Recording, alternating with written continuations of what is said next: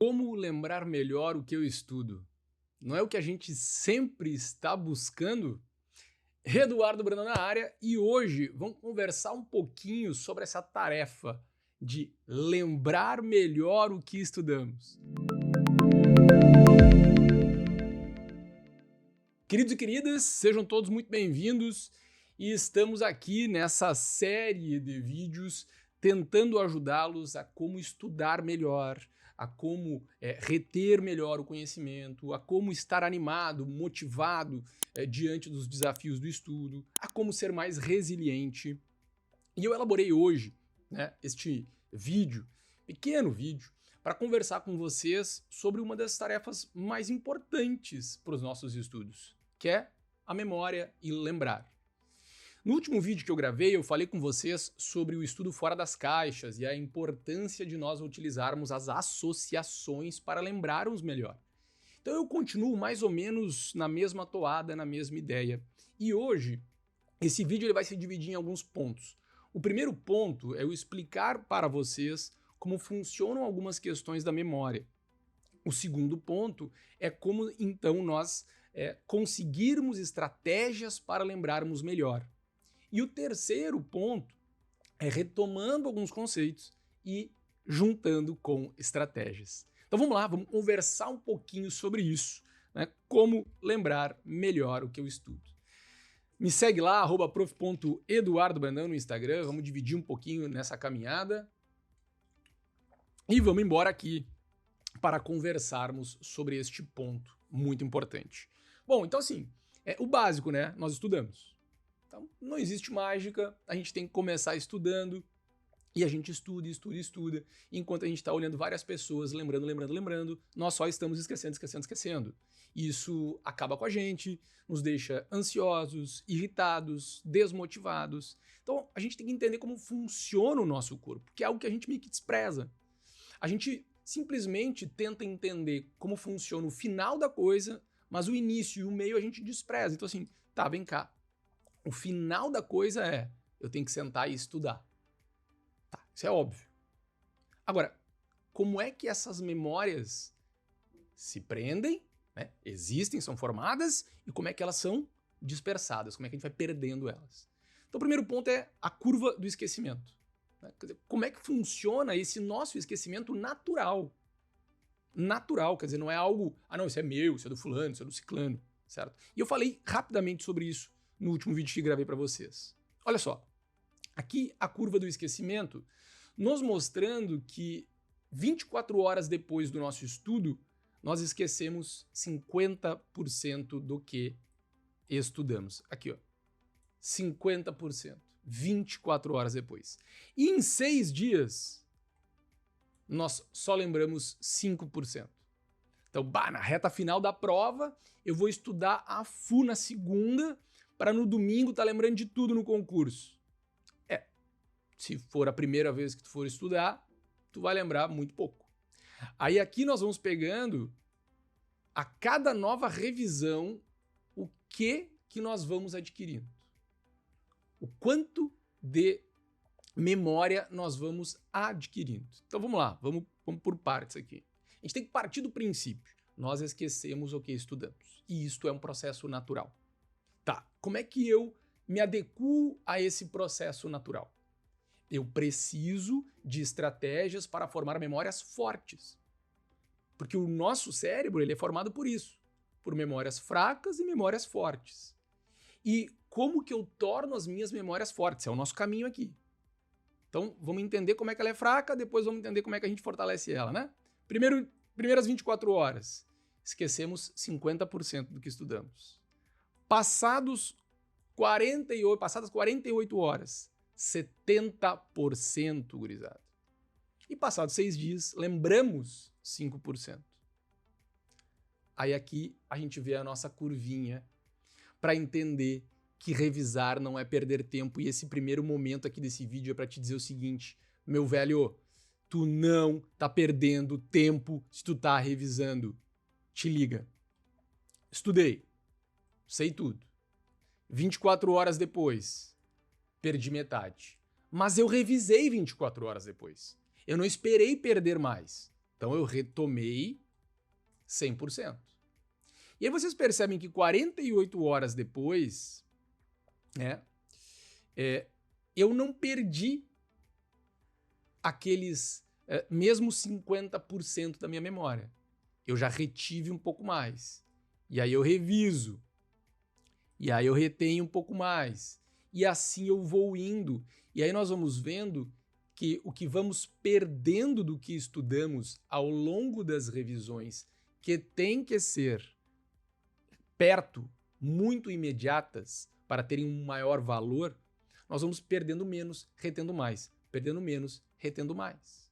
Tá, mas isso é muito difícil. Bom, eu não te disse que seria fácil. A ideia aqui é, Brandão, me dá uma luz, mas eu não estou aqui para te dar uma barbada, porque quem dá barbada normalmente é estelionatário, né? Estelionatário dá muita barbada, a gente cai nos golpes e se afunda. A ideia aqui é consistência, seriedade. E é por isso que eu vou atrás da neurociência para conversar com você sobre isso. Não é a experiência do Zezinho, do Luizinho, da fulaninha. Não. Porque o Zezinho, a fulaninha e o outro qualquer tem muitas diferenças em relação a nós, inclusive podem estar, né, enfeitando um pouco dos seus processos, perfeito? E eles são muito diferentes enquanto pessoa, enquanto genética, enquanto contexto social, enquanto contexto econômico, enquanto disponibilidade de tempo, tudo. Agora, o que nós somos todos iguais? A formação da memória. Se nós não temos nenhum problema, obviamente, genético, nós somos todos iguais. E vamos oscilar um pouco na forma como a gente utiliza essa memória. Certo? E um dos elementos absolutamente firmes de memorização é a revisão. Não tem discussão. Bom, este de fato é o elemento mais óbvio. Vamos perdendo memória, revisa. Perde menos, revisa. Perde menos ainda, revisa. Tá de boa. Agora, e como é que eu faço dentro desses processos de estudo, o meu primeiro processo de estudo e dos meus outros processos de estudo, como é que eu faço para melhorar a minha memorização? Porque tem como. De novo, sem magiquinha, mas tem como. Então, eu vou trazer aqui para vocês 4 formas de estudo para nos lembrarmos melhor. E elas podem ser utilizadas tanto a primeira vez que eu estudo, quanto a segunda, a 10ª. Por quê? Porque o nosso cérebro, ele é composto por uma série de atores que são responsáveis pela nossa memória.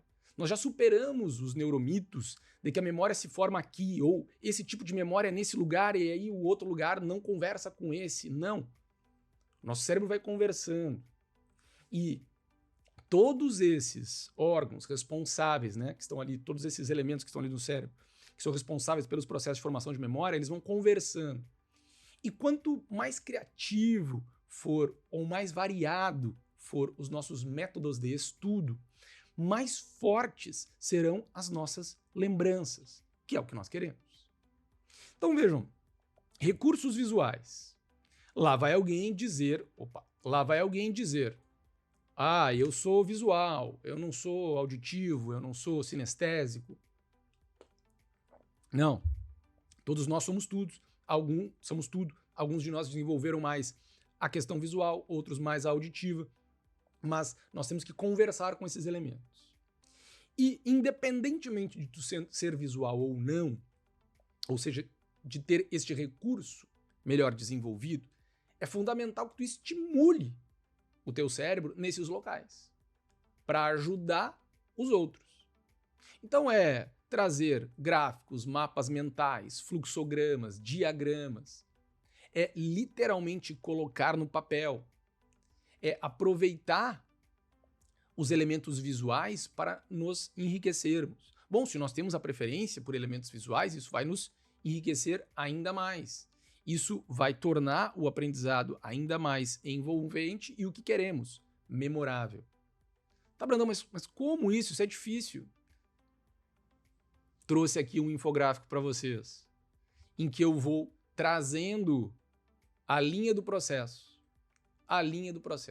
de maneira muito razoável. Então, poxa, nesse aqui, que não foi feito por mim, eu tenho o início do inquérito acordo de não persecução, audiência de custódia, e aí eu começo aqui, ação penal, e aí eu já começo com resposta à acusação. Veja, é um resumo simples, mas que eu estou ajudando o meu cérebro a visualizar. Tá, mas eu não posso estudar só por isso, Brandão. Não, eu não posso estudar só por isso. Mas isso vai engrandecer, enriquecer, né? É a forma de memorização e vai fortalecer as minhas sinapses, que são muito importantes nesses processos de formação de memória. Porque para a gente formar memória, pessoal, a gente tem que ter uma alteração morfológica nas nossas sinapses. E para termos alterações morfológicas das nossas sinapses, nós precisamos formar ou uma nova memória, ou nós precisamos deixar uma memória antiga renovada, as revisões.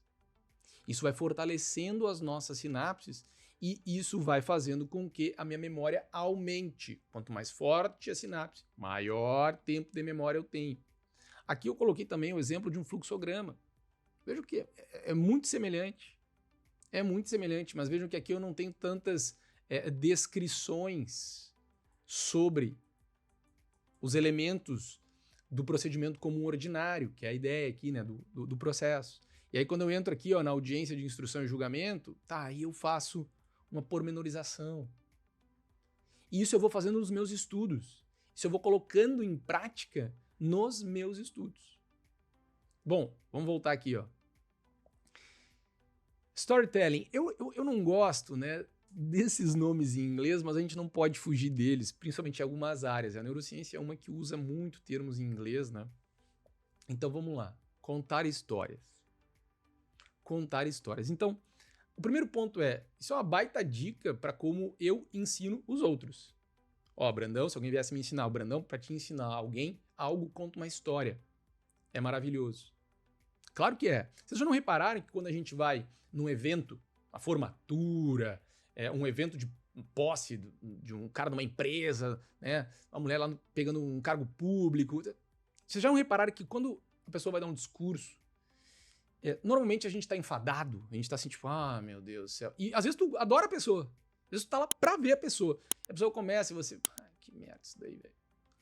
Mas quando ela conta uma história, vocês já não repararam que a gente presta muita atenção?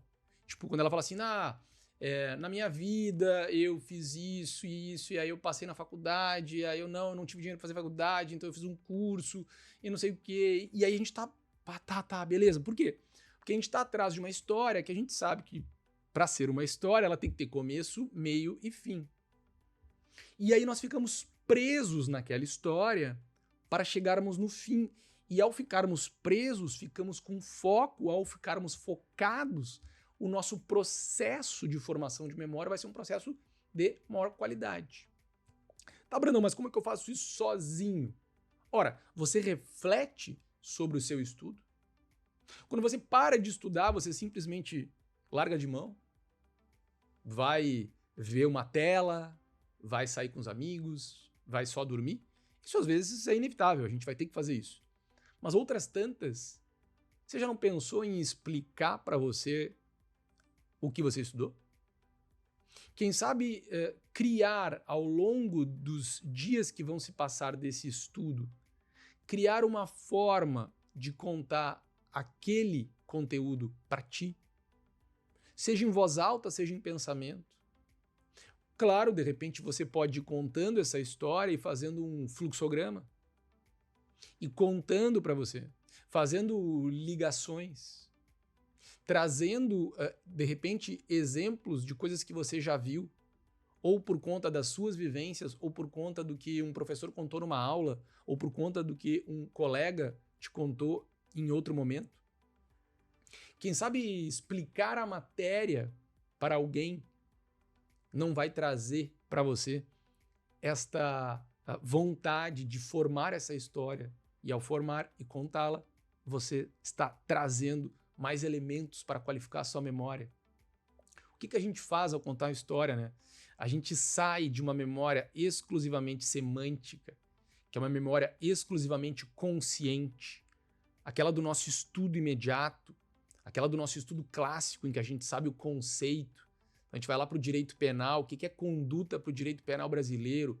E aí a minha memória semântica me diz: conduta é um comportamento humano, voluntário e consciente dirigindo a um determinado fim. Isso é uma conduta do direito penal. Para eu incriminar alguém, precisa ter essa conduta. Isso é uma memória semântica, que eu decorei um conceito, ficou comigo e não saiu mais. Só que essa memória é difícil de eu só ter ela. É difícil se eu não tenho um outro grande número de memórias me ajudando a manter esta. Então, se eu tiver aspectos declarativos e não declarativos de memória, o que é isso, Brandão? Peraí, tu está viajando agora. Isso vai me ajudar. Vamos lembrar aqui, ó. Esse quadro eu mostrei para vocês no outro vídeo. Quem não viu, assiste aí no YouTube do GG.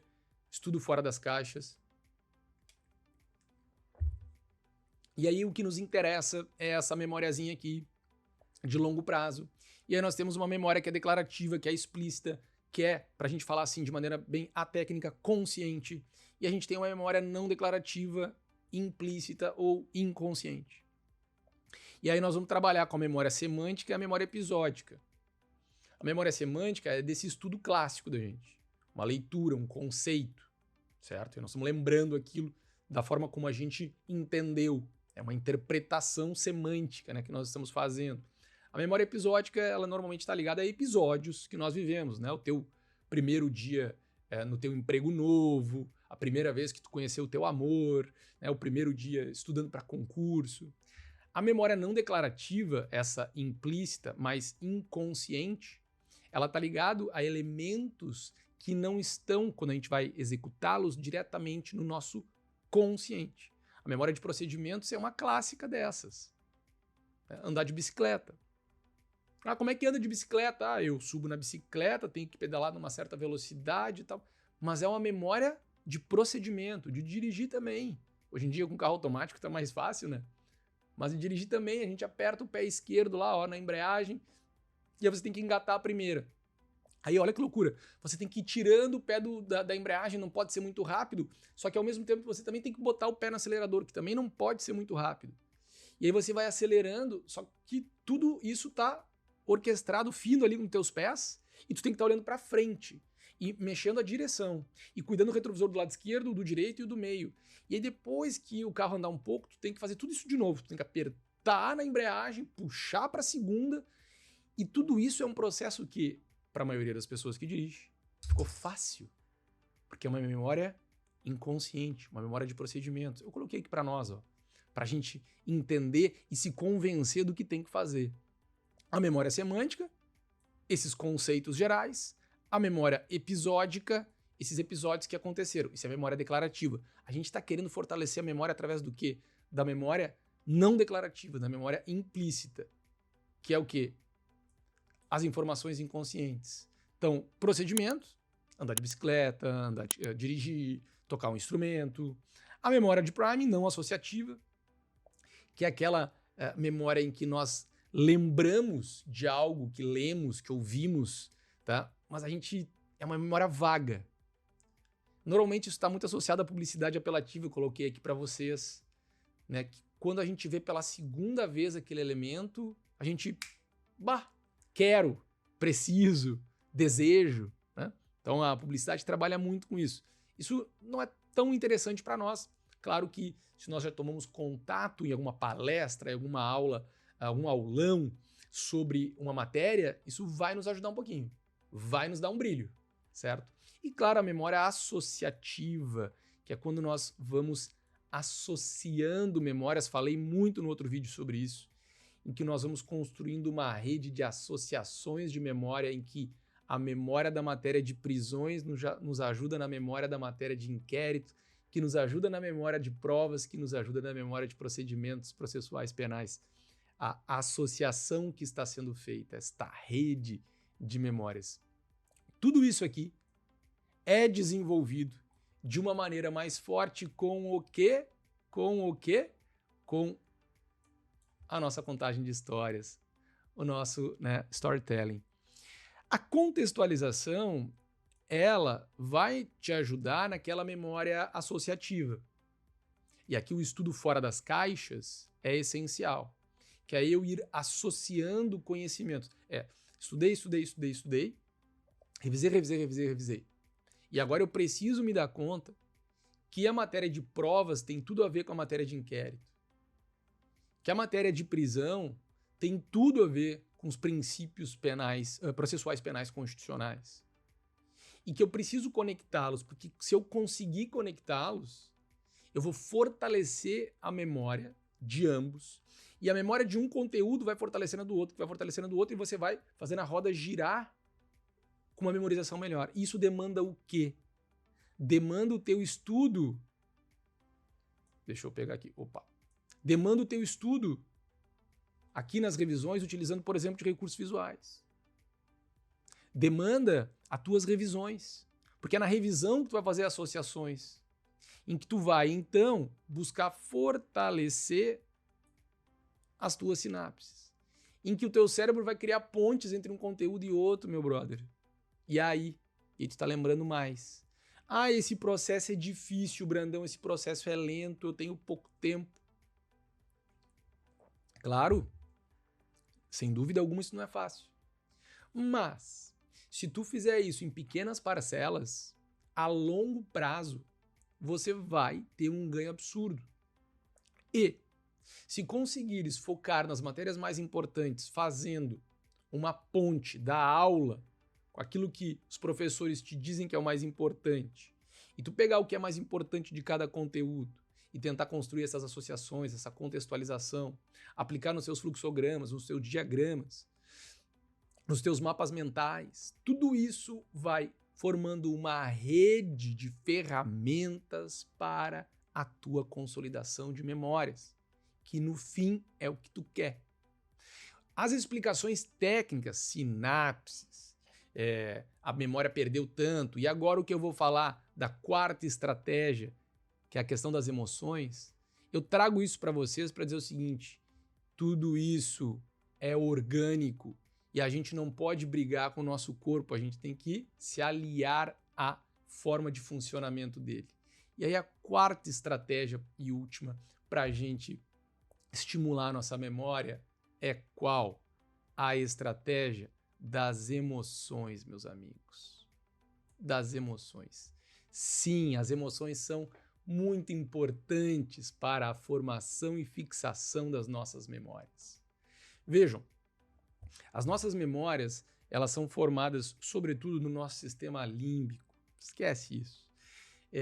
Onde o hipocampo ele é essencial para a formação daquela memória semântica, aquela memória declarativa, certo? As amígdalas, que não são aquelas da nossa garganta, as amígdalas ficam bem pertinho do hipocampo, grudadas ali. E as amígdalas, elas são responsáveis ali por gerenciar, por captar as nossas emoções. Então, se uma experiência é agradável, as amígdalas ajudam a colorir essa lembrança com emoções, com sensações positivas. E se a experiência é estressante ou ameaçadora, elas alertam o nosso cérebro para ele estar esperto. Então, eu sei que entrar na floresta de noite é perigoso porque eu tive uma experiência ruim lá. O que me ensina, as amígdalas vão entrar aqui nesse processo para me ensinar o seguinte, ó, perigo. Um negócio bem primitivo mesmo, que é perigoso, velho. Não vai por aí.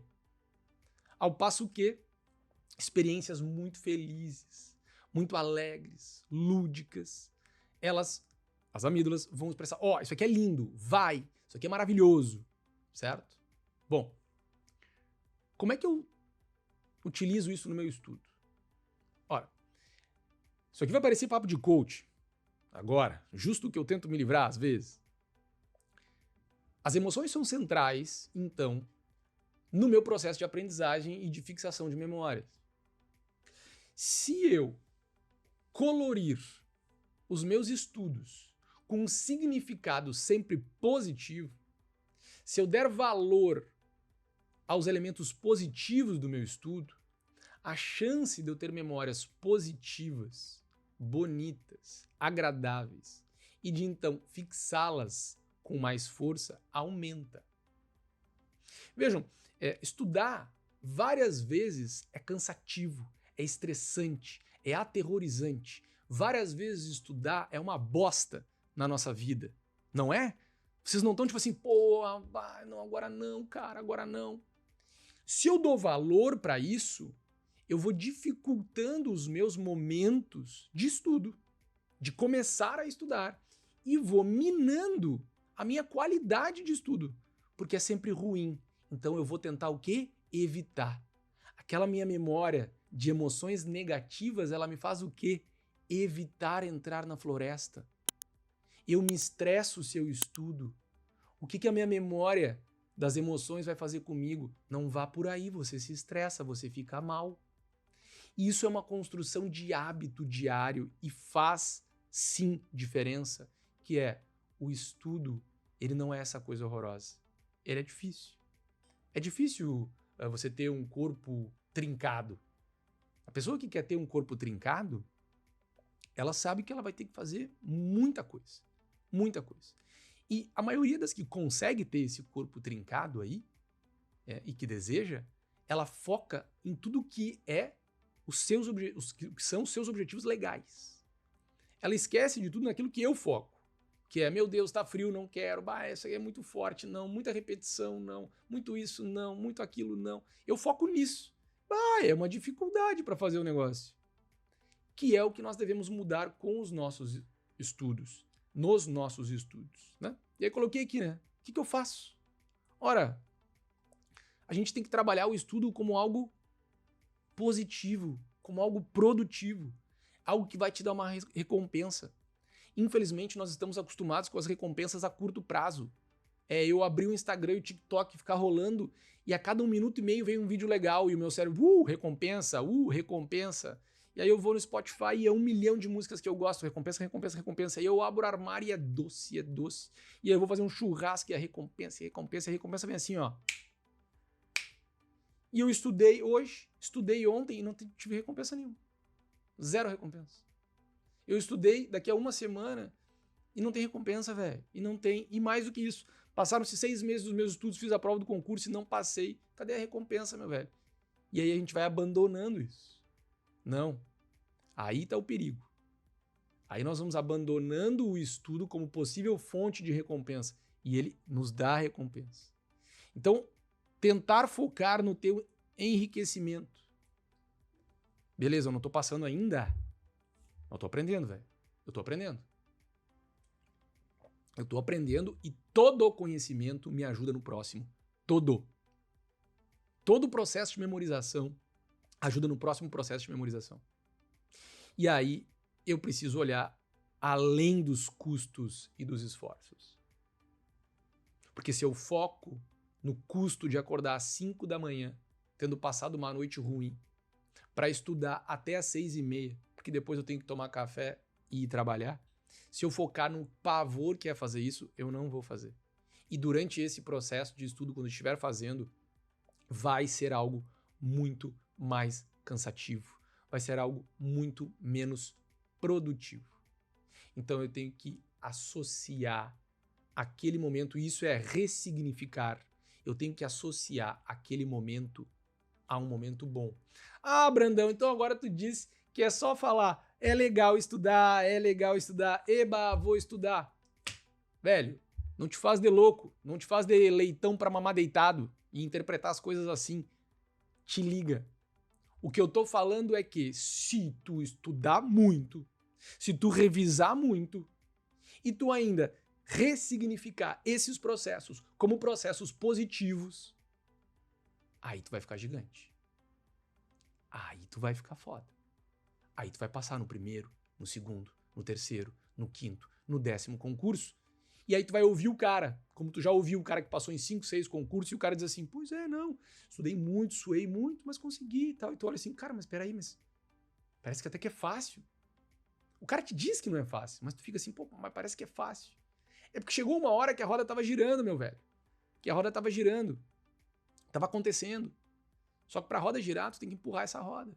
E o começo é muito desgastante. Então tu tem que entender, meu velho, que o cérebro é um órgão absolutamente plástico, cheio de locais em que a tua memória é formada. Não é um, são 2, não são 3. De formas absolutamente variadas. E que o estímulo a todas essas áreas, de formas absolutamente variadas, vai agregar valor à tua memória, consistência à tua memória. Então, tu sabe que tu tem que revisar periodicamente. Tu sabe que uma maneira de tu enriquecer essas revisões é de tu trazer vários tipos de elementos de estudo. Resumo, fluxograma, mapa mental, diagrama. Todas as formas são bem-vindas porque elas vão estimulando locais diferentes no teu cérebro.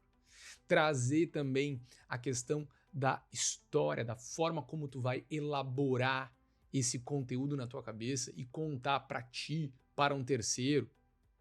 A forma também como tu vai relacionar as tuas emoções, essenciais. As emoções são essenciais nesse processo de formação das memórias e principalmente numa formação duradoura delas. Agregando todos esses elementos, nós melhoramos. Não é fácil agregar um, quiçá todos, mas essa tem que ser a meta para termos um estudo de cada vez mais qualidade, para nós não nos enganarmos e estudarmos realmente como temos que estudar. Eu fico por aqui, espero ter te ajudado. Um grande abraço e até uma próxima oportunidade. Fui!